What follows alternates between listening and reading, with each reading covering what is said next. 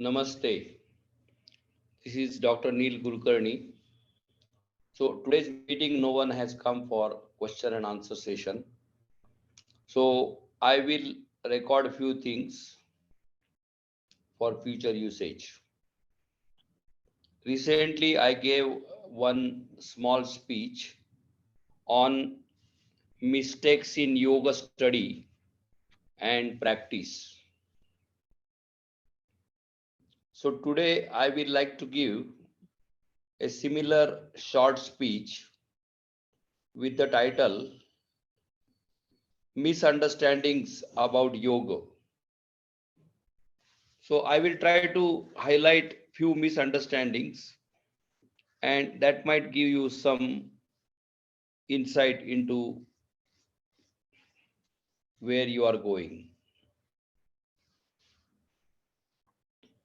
So let me first start with the prayer to Shri Ganesh and to Guru. Om Shri Ganeshaya Namaha Vakratunda Mahakaya कोटिसूर्यसमप्रभ निर्विघ्नं कुरु मे देव सर्वकार्येषु सर्वदा ॐ श्री गुरवे नमः गुरुर्ब्रह्मा गुरुर्विष्णुः गुरुर्देवो महेश्वरः गुरुरेव परः ब्रह्म परं ब्रह्म तस्मै श्री गुरवे नमः ॐ शान्ति शांति शांति.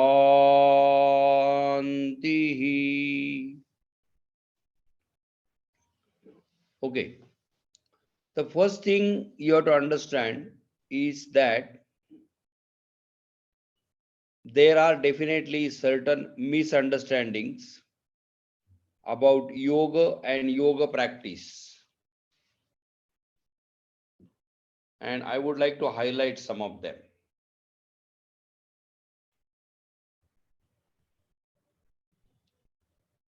There is a new tendency nowadays that everything is okay. We should all love each other. Actually, loving each other is not that easy, but many people think that they love each other because they say hello to each other or thank you. But everybody should love each other. We should be kind to each other, and we should be doing non-violence, that is ahimsa, to each other, as well as we should be doing non-violence to ourselves. So we should not create any difficulties for us. This is a part of that misunderstanding, and in that part, one greatest addition is that everybody is doing yoga according to their liking, and we should let them do whatever they like, and all of that is yoga and everything is great, and all of us should appreciate each other and tolerate each other and call each other great. This is a misunderstanding. So I want to tell you that everything is not okay,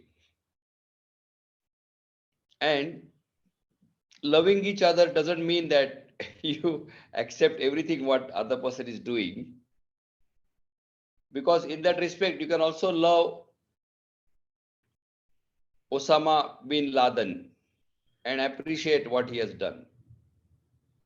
You can also love Hitler and appreciate what he has done.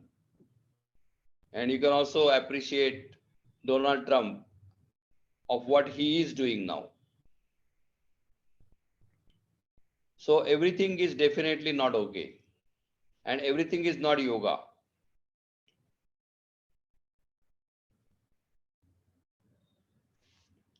So yoga deals with mind, and it deals with training the mind and focusing the mind. And it had a specific purpose in the classical yoga. And there are practices laid down to achieve that purpose.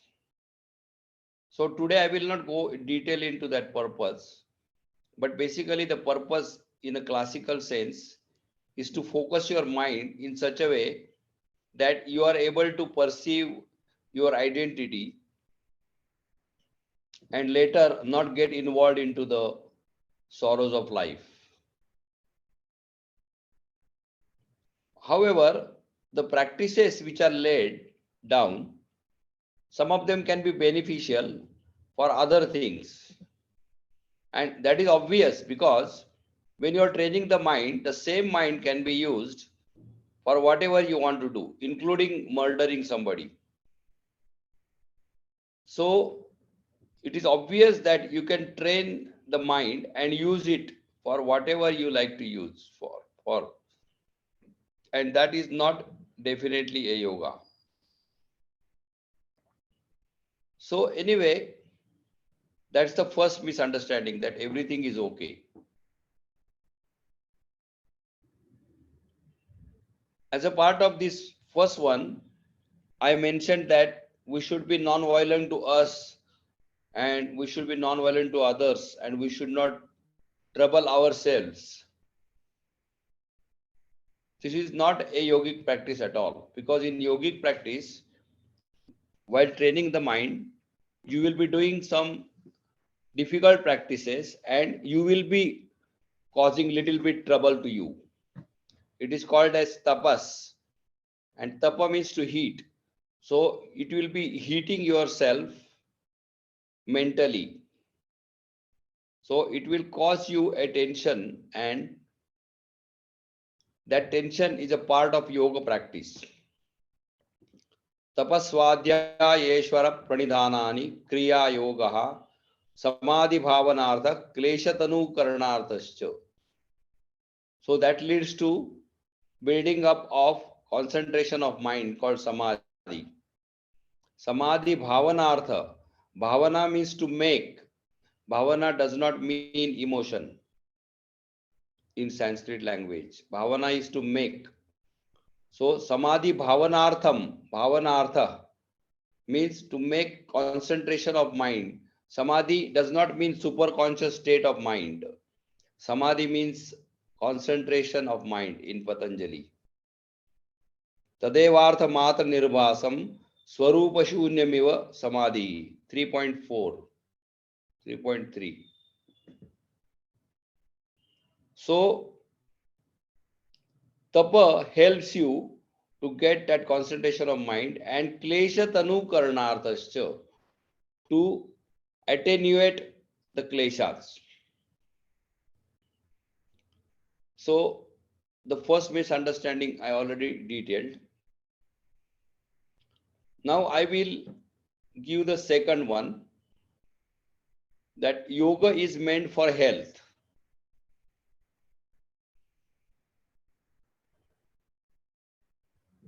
This also is really a misunderstanding. And this is the biggest misunderstanding of 21st century. Yes, certain amount of health and fitness can be achieved practicing yoga. And as I told you, that yoga trains the mind. During training the mind, it might also train the body in a very finer way. And therefore, it will lead to health and fitness of the body and the mind. But it is not meant for health of the body or mind, both. So in the yoga,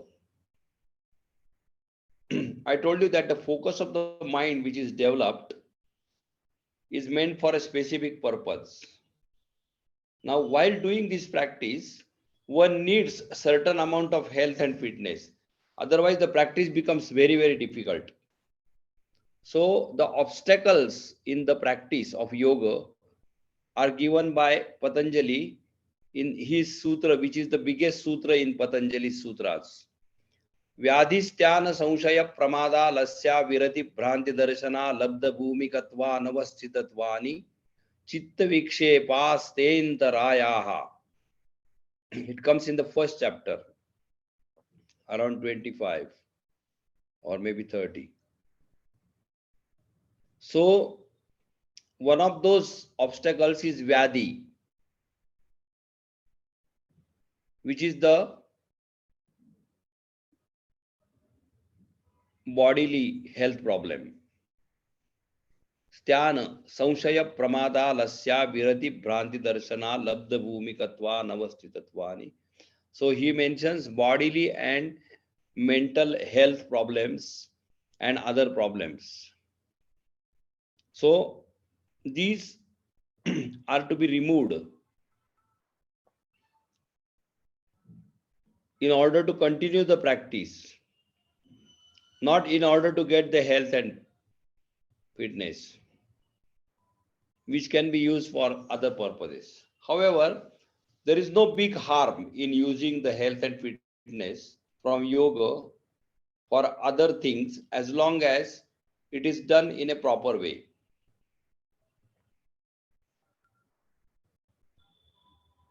Once one person had come to me and he wanted to work 18 hours a day. So he asked me whether there is something in yoga he can do so that he doesn't have to sleep much. He has to sleep only 2-3 hours. And immediately he goes into focus of mind and performs 18 hours work. And he feels health and fit throughout the life. That was his goal. To achieve that goal, he has to start from where he is and see how far he can succeed. Anyway, so the second misunderstanding is that yoga is meant for health and fitness. Now, the third understanding is yoga gives perfect health, because World Health Organization thinks that health means physical, mental, and instead of calling it spiritual, because they are worried about using the word spiritual, it looks to them that to use word spiritual is like illegal thing, like drugs or something like that. So they want to use the word emotional or something like that, or social. Whatever word they use, they want to say physical, mental, and something else, which is which is beyond the physical and mental. So they have to use the word spiritual. They can't escape from it. They may not be spiritual, or they may be totally ignorant about health. But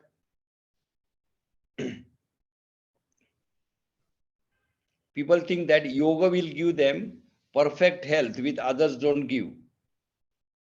So according to them, medicine, what is practiced called allopathic medicine, gives them health, physical health mainly. Then psychology or psychiatry gives mental health. These are totally false. Medicine never gives you any health at all, zero. Medicine only can give you comfort when you are suffering. Doesn't give any health, zero health. Similarly, psychiatrist gives you zero mental health, zero. It can give you comfort, or it can give you some amount of what is called palliation from the symptoms. And that may be needed in some cases, but doesn't give health. And yoga does not give perfect health, because in classical yoga, they do not talk about food at all. they mainly talk about mental focus. And they talk about the food which is required for mental focus called sattvic food. Sattvic food does not give perfect health. Sattvic food gives you a very good sattvic health which is required for focusing the mind, and that may be great, but it is not perfect physical health. That is why you will find that a lot of yogis, they become sick. They might even die of heart attack. World famous yogis, they might die of heart attack. Or there are some yogis who are fat and they are suffering from diabetes. But they won't tell their students that they are suffering from diabetes. They should tell their students, because that way people know that they are not perfectly healthy. But they want to show that they are perfectly healthy, and that gives you further misunderstanding. So anyway, yoga can give you perfect mental health if you follow it properly, because yoga deals with the training of the mind. But the mental health sometimes depends on the physical health. So if your physical health is bad, to get mental health using yoga can become very hard, etc. But yoga definitely gives you perfect spiritual health, which I'm not going to define today. That's a big topic. However, yoga definitely gives you perfect spiritual health, and that is the purpose of the yoga. There are few things which are missing in yoga in general. For example, the subject of nutrition is missing. What is written in Bhagavad Gita is not enough. Yuktahara viharasya, yukta cheshtasya karmasu, yukta swapnavabodhasya, yogo bhavati dukkhaha. In this, it's talking about the ahar. Yukta ahar. It doesn't define what yukta ahar means. That is given in the Gunatraya Vibhag, Sattvic ahar. But Sattvic ahar doesn't give perfect physical health. It only gives you Sattvic health meant for mental focus, which is mental health. Patanjali doesn't talk about ahar at all. Zero. So Patanjali Aushadalaya or Patanjali food or etc., they are all great. I like them. But that has nothing to do with Patanjali's Yoga Sutras or Patanjali system. You have to understand that. Now,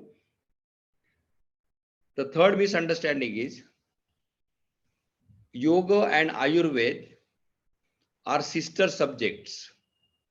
They are sisters or they are even same.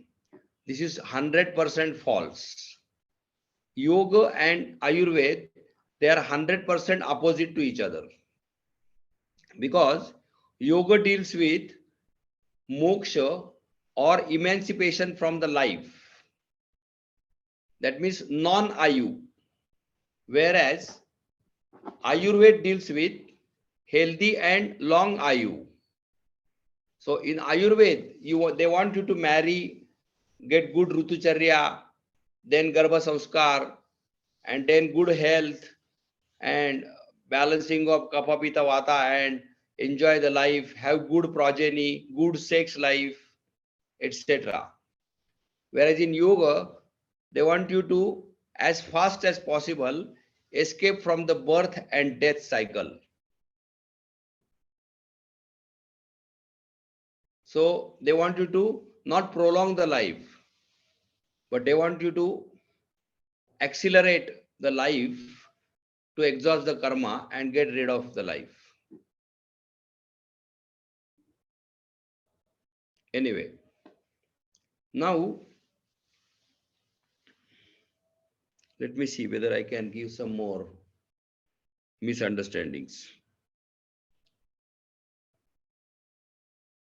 Yesterday's question, I already gave one misunderstanding that by following the asana and pranayam, you will be able to get samadhi state and then moksha.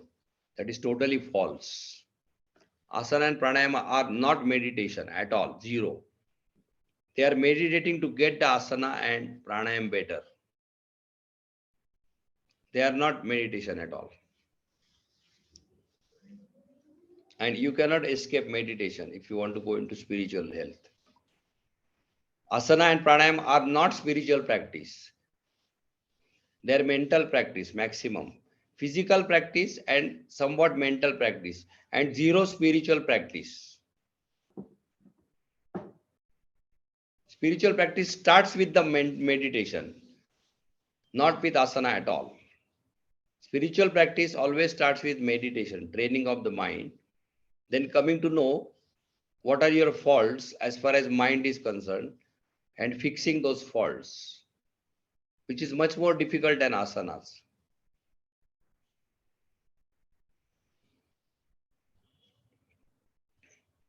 Okay. Now, the next misunderstanding is yoga can be practiced in a group.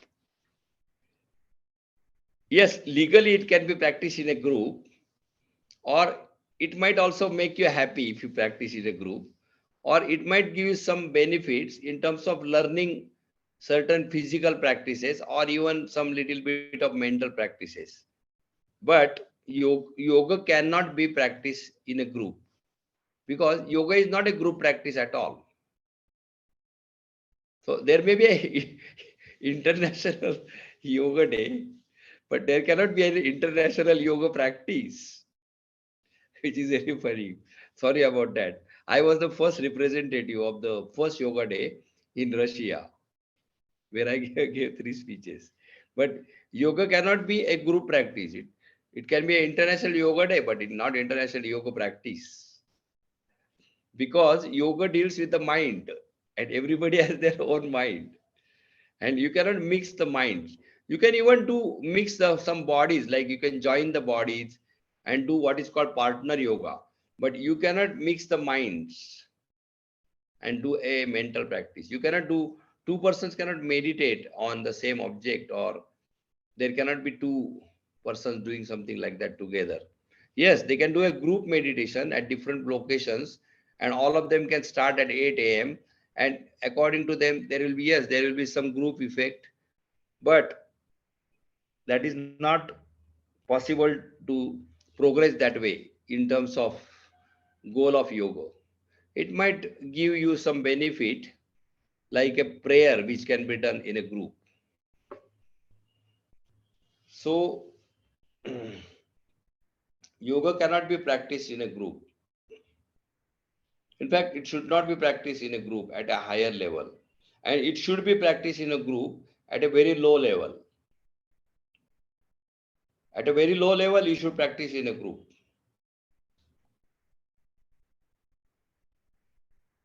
But at higher level, you should not practice it in a group.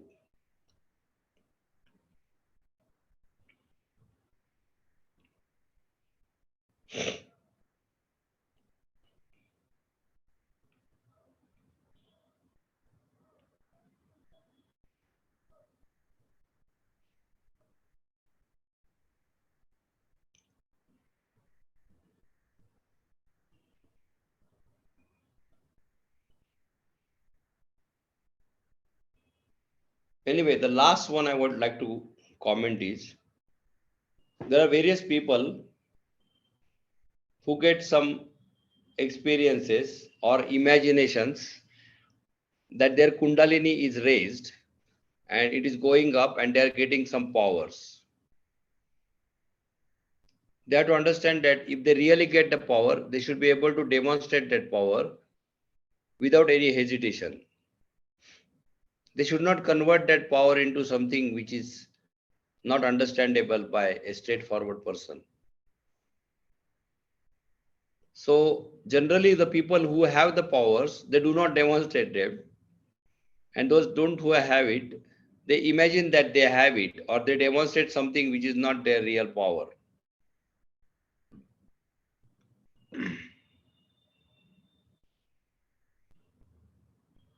Now I will give you the last one. Sometimes a person has a good power of speech. He can answer certain questions, or he wears a dress which looks very exotic, etc. And many people who do not have any knowledge about yoga or practices, they think that such a person is enlightened. There are many examples today of such persons. And there are some of them who are not bad people, they're good people. They themselves think that they are enlightened, but that's okay. Some of them, they make people think that they are enlightened and charge them for that. And some of them give some answers which are weird answers, so that the people are baffled with the answers. And many people like those baffled answers. So there is a misunderstanding that certain people are enlightened because nobody knows what enlightenment means. So they like to consider somebody enlightened so that they can praise that person. They might even pay some fee to that person. So when somebody is enlightened, you have to understand this. When somebody is enlightened or somebody has become a saint, God realized saint, generally that person will never ask you for any money. In fact, he may not ask you for anything.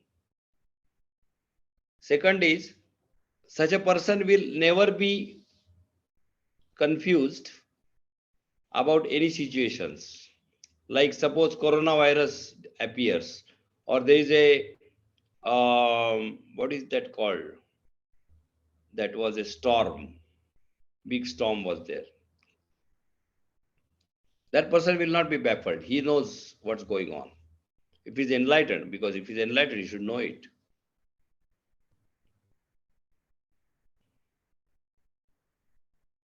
Also, that person will never be worried if his wealth is gone.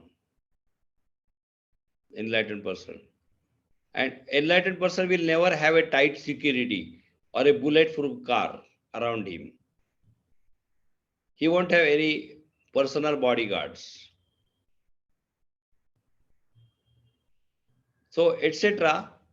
Some signs are there of an enlightened person, and enlightened person will not sit behind a curtain and become accessible only to the ministers, etc. Enlightened person will be available to any common man, just like with anybody. He won't give a special treatment to president and simple treatment to a beggar. For him, they will appear exactly same. So I wanted you to know that there are some misunderstandings, and maybe this will help you in your yoga study and practice. I wish you all the best. Om Shanti.